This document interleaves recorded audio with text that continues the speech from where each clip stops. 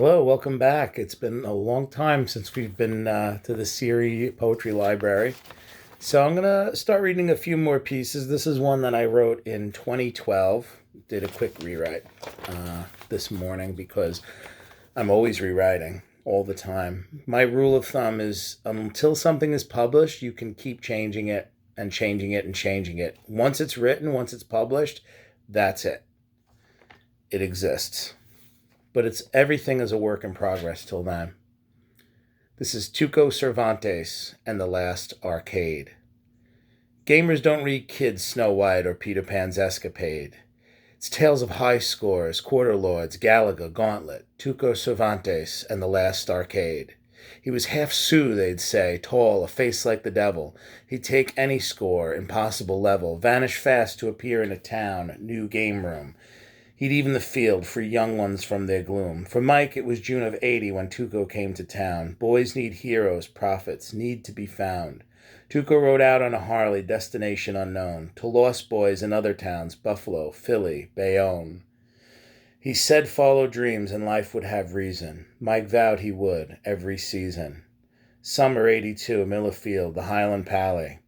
Mike and Angela first kissed at a punk rally. He worked at the pizzeria owned by her dad. She had a boyfriend, yet always seemed sad. Bad boy broke her heart, turned her soul to ashes. Mike approached before tears left her lashes. Kind words and deeds were a desert oasis.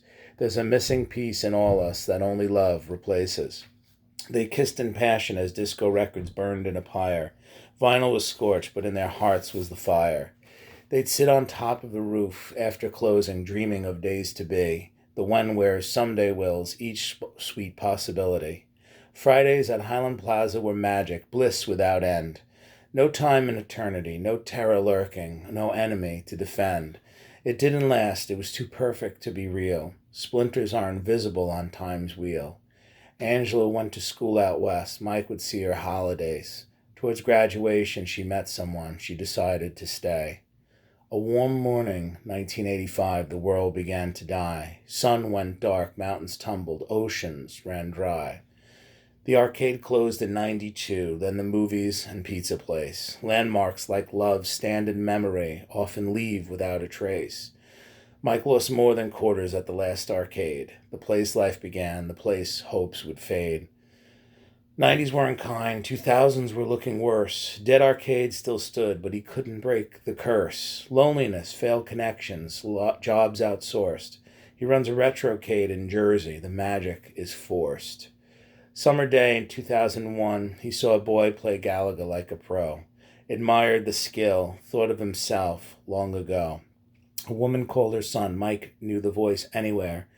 In dreams so long, now she was standing there. They talked a while as her son played for free. Recently divorced, she was home seeing family. Seeing her was surreal, as if years had not elapsed. They were kids again, free. The world had not yet collapsed. Both thought the other was happy, not in misery. Some who need love most don't find it. This is life's mystery. After she left, he couldn't quiet his mind. Is she coming back? Could I go there? Could I leave this behind? Near closing, an old man in a wheelchair came in. Seemed familiar, but it was hard to place him. He spoke of arcades like lost loves, voice deep with reverence. We now game at home. Quarter lords lost their relevance. Tuco left a news clipping, wheeled to the door. Mike read the words inscribed. The page fell to the floor. He lost control, stored up tears fell. The last arcade to be torn down, joining his hopes in hell. Follow dreams, not people, but sometimes they coincide. Mike journeyed to the last arcade, a last look before suicide. Broke boarded windows surrounded by silent machines, painted cabinets, colorful tombs of a generation's dreams. Mike stepped out and saw Angela, her eyes red from tears. She saw the article online and had to come, recall sweet years. He offered her a ride to her mom's as they emerged from memories mist. Car radio sang Sweet Child of Mine. They began to kiss. They drove off through clouds. The morning sun glowed. Together at last. Where they're going, they don't need roads. Originally written March of 2012, about more than 8 years now. This was one of the early ones. I had just started writing poetry that January. And most of the poems at the beginning were mostly love poems. It's a long story. And I said, you know what? I want to try to do something really different. I want to try and look through my old stories, which I did. And I found this one was one of the old treatments that was going to be a screenplay and going to be a movie. And it never happened. But the idea of The Last Arcade comes from an actual place in Staten Island that we hung out a little bit. We were mostly at the mall arcade because this particular one was more of a hangout and a lot of, you know, bad stuff happened there. But the idea that the building was closed down and then eventually the pizzeria and the movie theater followed. They were closed. But this particular theater, arcade rather, the building was there for years after it closed. I mean, it closed in the mid '80s or towards the end of the '80s. And every morning I'd be going to Newdorp High School on Newdorp Lane, and the bus would always pass by this particular plaza, and I'd always look over and I'd see this old, dilapidated, closed off arcade. Like the sign was missing, and it was like it had become a hangout for a lot of people had been squatting there, and there had been people there shooting up and whatnot. But it was just an old abandoned building. They were doing nothing with it. Then there was some signs that they were going to build. There was going to be construction there. And what happened was we had spring break. So every morning I'd be on the bus, I'd look across and I'd see the old arcade that's all, condemned. And it was just always there. It was like an old broken down building. It was a landmark. And then we had spring break, and then it was that following Monday after Easter. We're getting on the bus, we're going to school. I think I was a senior at the time. And we passed by that location, and there was nothing left. Like they had torn it down over the weekend, and it was like not one brick was left behind. And I says, wow, we had some good times there as kids, and now it's completely gone. But we'll always remember it. It'll be something that's strong in memory. And this is around the time, I believe, Titanic hadn't come out yet, but this was probably around 97. And that movie was being talked about, and I thought about how wouldn't it be fun to make a movie about these people that are a little bit older and that they're going back 10, 15 years later to this old place and remembering the good times. And the arcade is something that my generation, if you're a Generation Xer, you remember at least the middle or the end of arcades and how big of a deal that was culturally for kids. That was the place where the kids hung out on a Friday night.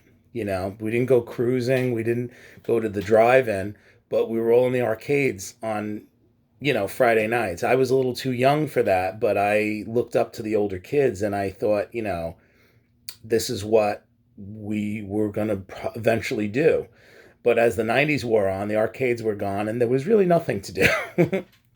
But this was going to be a movie script. I had just seen The Last Picture Show, and I thought to myself, what about The Last Arcade? That's a good title.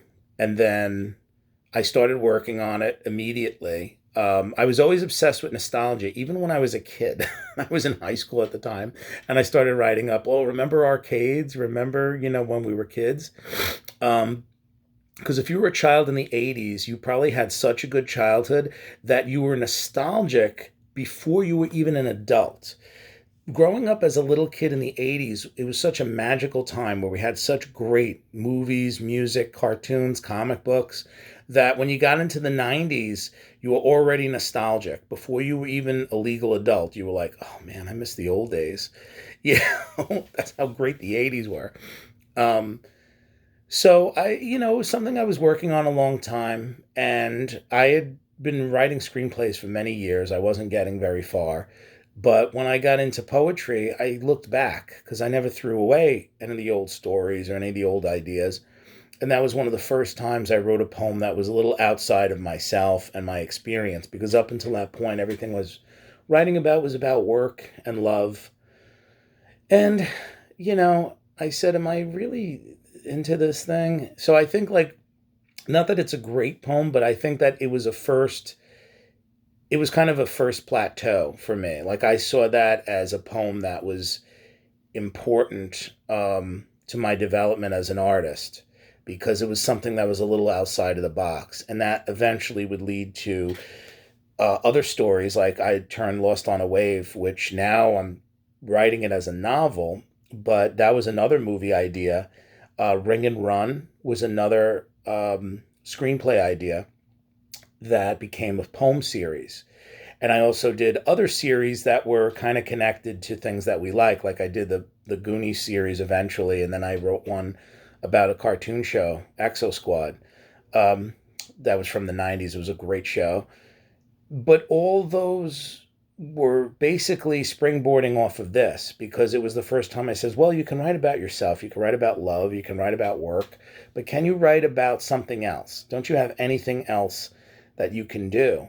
So I saw this poem. This is one of my early ones, so it's not the greatest, I don't think, but I think it's the first one that I felt like I could do something different and not just write, the same old thing like, oh, I don't like my job and I'm alone. It was something outside of myself. And I am thinking of eventually turning this back into a novel. And that's way off, though. There's still so many other things I have to write before that. But I hope you guys liked it, and there'll be more videos to come. I promise. I know that it took a little while to get back in this thing because of work and mostly being lazy and being depressed. Although working 2 to 3 jobs can make you very tired. And I need to rewrite the poems before I post them because, especially the old ones, I think always need a little bit of work. This one I did a quick rewrite today, and I took a few words out, and I mostly cut things rather than add. But originally this poem was 4 pages. I got it down to about 2.5 to 3, but it was even longer. And I said, because again, I wanted to write a big epic poem to read at open mic and just really do something different. And as I'm reading it on stage, I remember the first time I read this at the Revolutionary Lounge. I'm, as I'm reading the damn poem, I'm like, this is so long. Oh my God, it's terrible. I hate it so much. This is the worst poem ever. These people are going to hate me. And they liked it. They were okay. But I was like very critical of myself. And I sometimes do that as I'm reading. I'm correcting myself. I'm changing lines as I go. That's where all the pauses come from. They're not dramatic pauses. They're because let me change that line as I'm reading.